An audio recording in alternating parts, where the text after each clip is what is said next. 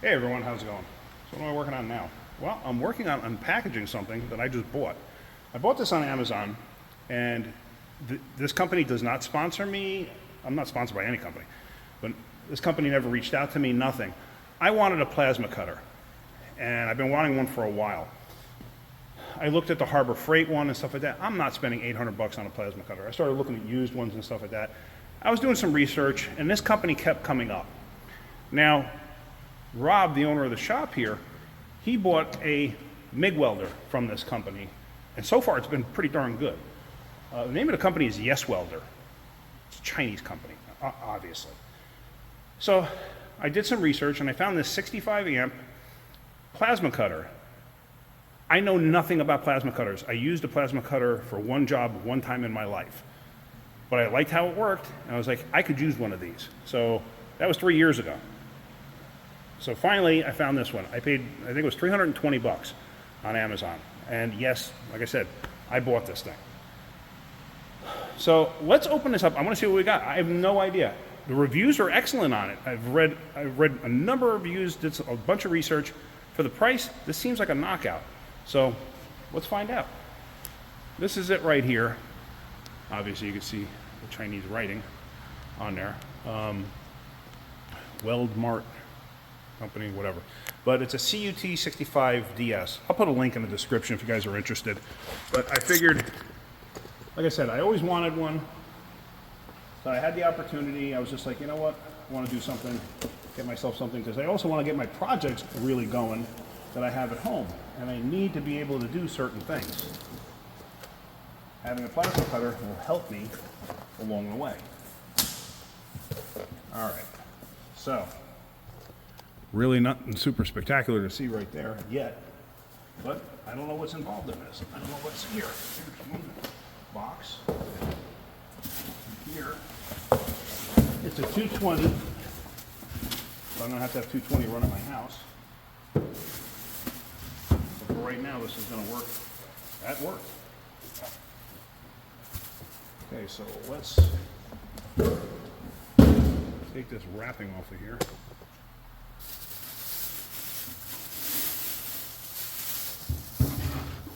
Okay.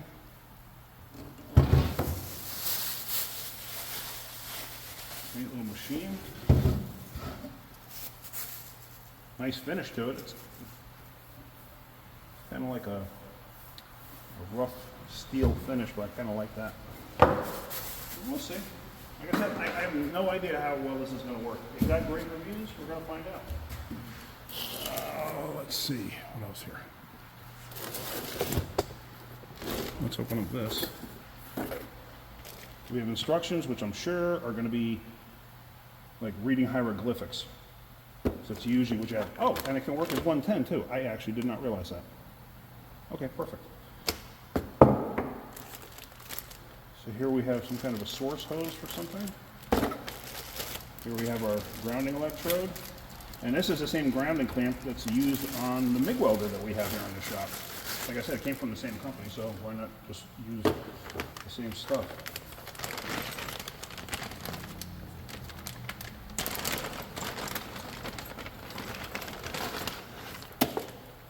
All right.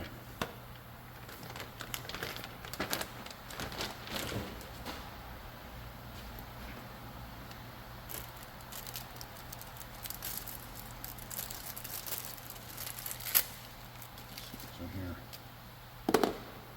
Okay, this is the collar that's going to fit over here.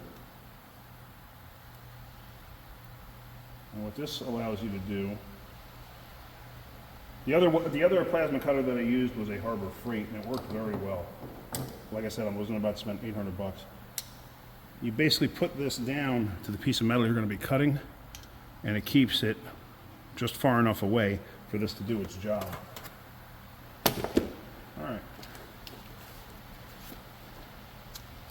Let me start reading this hieroglyphics and see if I can't figure out what I'm supposed to do next and how to put this thing together.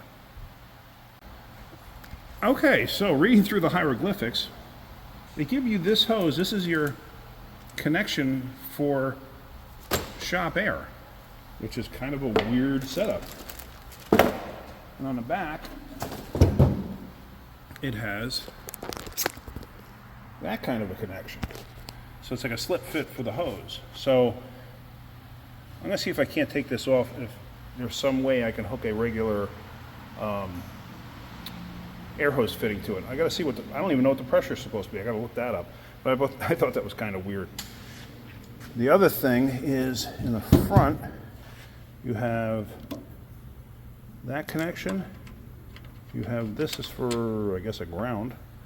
And you have that connection, that connection. That's for the clamp.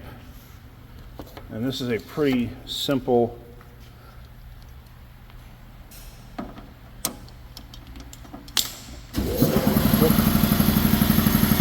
hang on a second. Okay, the compressor stopped.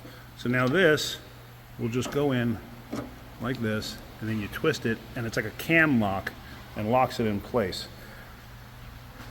Reading in here, it tells you, depending if you're using 110 or 220, between 4 and 6.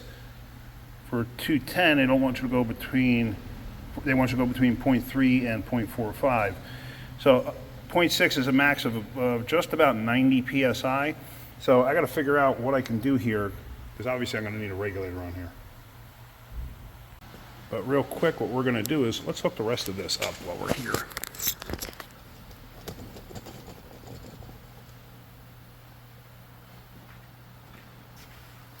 So this should be relatively straightforward.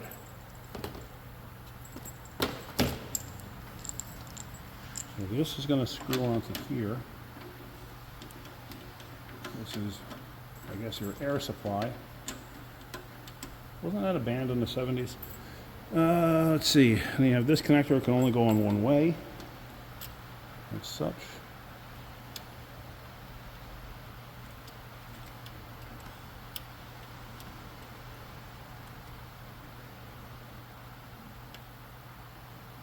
Okay, and then you have like this, whatever this is. I don't think it's a ground because it's red, but you never know. Anything's possible.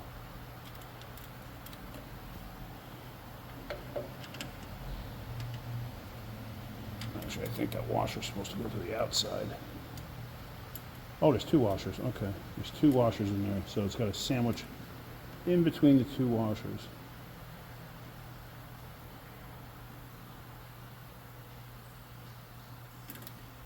I know you can't see it. That little cap on there.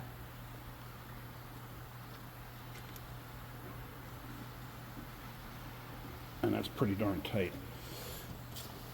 All right, so that's pretty much everything hooked up except for the air. Oh, it's got its own built-in regulator right here, but I wonder if any of this flow unit. Let me find out if anything with that is a gauge to regulate, like when I regulate the regulator piece in the back, I'm assuming. All right, let me look into this a little more. All right, so Mrs. Wrenching always makes fun of me for never throwing anything out. I do once I get like 4 or 5 of the same thing. I've had this in my toolbox, I don't know how many years now, 20 maybe. Never used it for anything, but guess what? It's the right size there, and if I take one end off, this end here, I can fit a female airline fitting onto it. So that's what I'm going to do here. I'll put this fitting on. I can't do this left-handed, but it does fit. I tried it. Yeah, there we go. And what I come to find out is number 10, that piece in the back, air pressure adjustment button. So you can actually adjust the air pressure there. So I'm assuming I don't need another regulator, but I'm not 100% positive. I don't know. Because I think the shop pressure is like 150 psi. So I may have to put another regulator before this. That I have to figure out next. I'm not quite sure what I'm going to do there. You know what? I think we have a regulator on one of our tools, like a inline regulator that plugs into the tool and then the airline plugs into it. Let me see if I got that and I can use that just to try this out and see what happens. All right, so I don't need that long a section of hose, so I just basically trimmed it down. It's not like I got to run it from the compressor all the way over to the machine. You know, I have separate air hoses. So now this design is just basically a push fit, like shark fittings are now with plumbing. And I'm trying to do this left-handed. And you just push it in, and it locks. See that? So that's it. Yeah, I have that regulator. Let me go get that. Let's hook this up to the machine, and let's see if we can't figure out how this thing actually works. All right, so there's that regulator that we have for one of our filling tools, our transmission filling tools. So basically, take this and stick it into the back there, and that should be locked in. Now I can hook air right to this and regulate it from that, like a pre-regulator. And all right, let me keep reading instructions to figure out how this works, and then we're going to plug this in and we're going to try using it. Okay, so airline is hooked up, electrical is hooked up. Let's turn it on.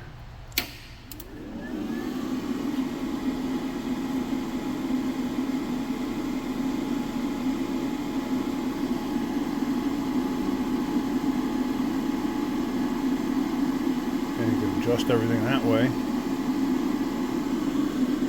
We'll go halfway. I don't know, let's see. I'm not quite sure how anything works. It's going to be a learning experience.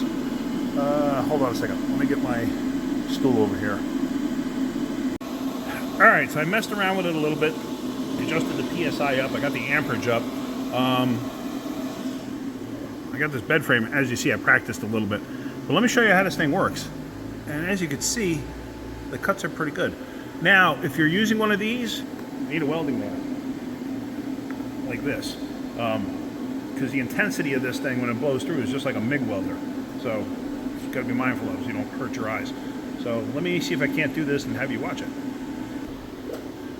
I don't want to get too close because I don't want to take a chance of sparks hitting the camera either. So let's do this, do this. I'm a novice at this, so I'm not the greatest, so let's see what happens.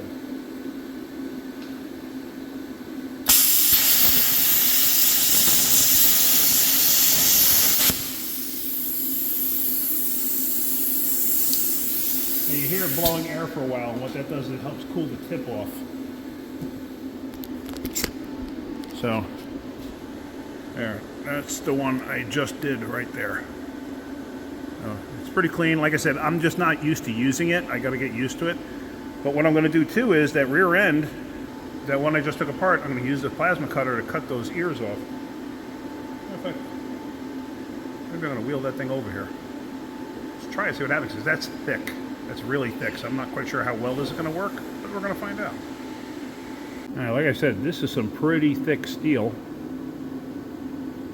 There, compared to my fingers, that's some pretty thick steel. So let's see. I don't know if it'll work on this. It might be too thick, but we're going to find out. I'm going to set you back over here. So, like I said, I don't want to take a chance of hurting the camera.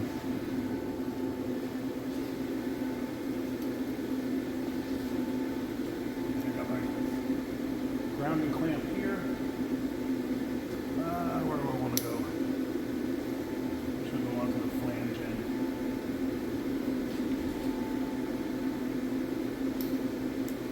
Alright, I'm blocking. I was going to kind of wanted to be out of my own way.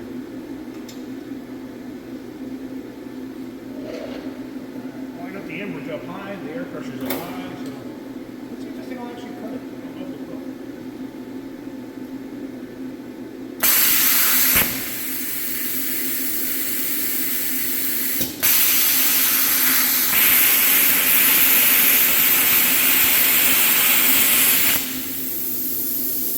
Doggone it, it's cutting it.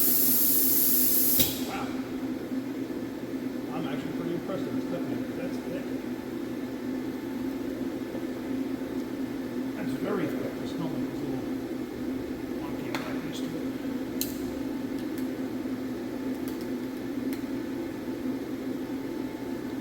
Okay, wow, I'm actually pretty impressed. It's cutting right through it.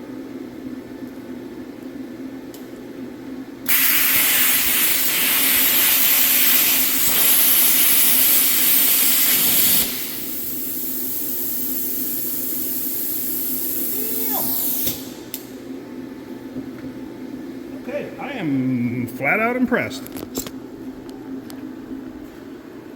As I said, that is some thick metal, and it's cutting right through it. Okay.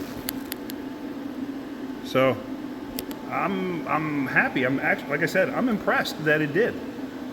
Because that, how thick is that? That's what, 1/4 inch thick? Steel plate? It's pretty good, considering the price of this piece.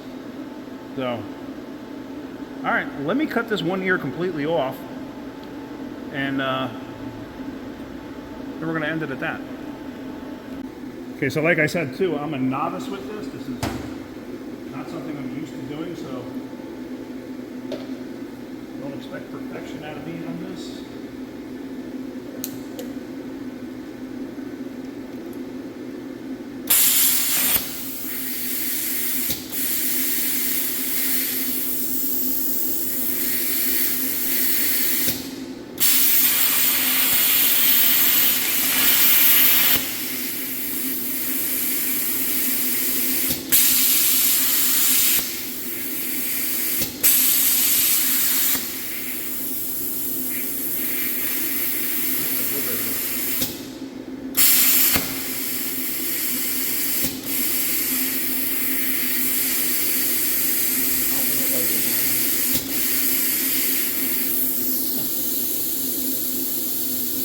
Pulsing the end of the tool here.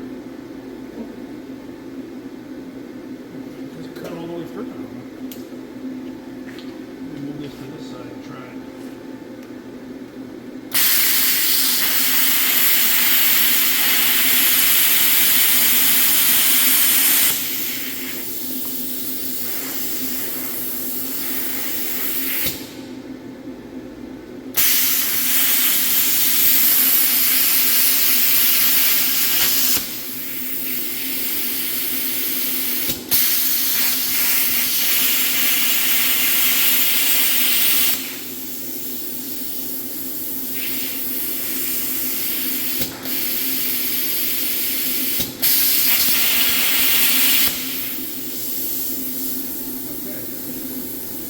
Cutting very well. I'm going to hammer real quick.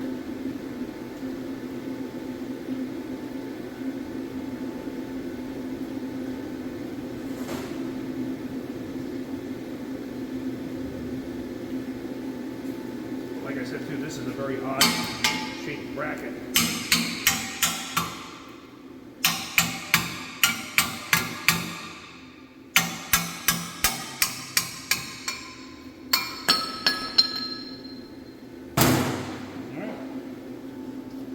I am impressed. So, yeah. I'll say it again. I'm happy. All right, let me clean up here because that's all I'm going to do for today. Because we're going to have to hand grind the rest of that. All right, so I decided to blow off all of the brackets. And I actually got a little overzealous and I put a hole in the housing right there. Not a big deal because I can weld that shut. I don't really care about that. I'm just going to make sure I clean the tubes out. But I figured since I had the thing out and I'm still using it, I may as well do that. I still got to grind these things down flush, so that's why I'm not too concerned about that. Plus, I mean, I got to cut the other tube anyway and put it all back together. So not a big deal. So, yeah. I'll put a link in the description to this machine and see what you think, if you know, if you're interested in it, that is, obviously. But yeah, so that's about it. Very impressed it cut through that 1/4 inch thick steel as easy as it did. And think about it, it cut through the 1/4 inch thick steel and actually went through the tube. So, and the tube is pretty thick also. Pretty impressive. So, anyway, I think I said that enough. All right, guys, hopefully you're getting something out of my videos. If you are, hit that like button. If you could, please subscribe. Have a great day. Keep wrenching.